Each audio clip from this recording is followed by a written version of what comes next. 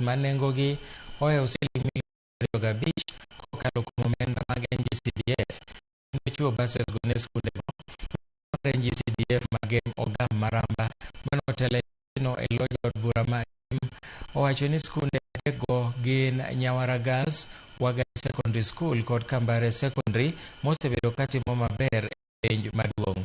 Ogamo yango ni bas mane ochiw ne skund secondary manyiri ma Nyawara nengo ne romo siling milion 6.3 ka buses mochiw ne Wagai Secondary School kod Kambare nengo gi romo siling milion 9.6 moro ka moro. Oyango ni buses go ok bi konyo mana jopuonjre kende to nyaka jodak makono ponono ni gin kod dwaro. Oyango ni kopogore kod buses go nitiere chenro mamoko mag dongruok ma jaod bura mage Melisha Odhiambo dhi godo mbele e alworano.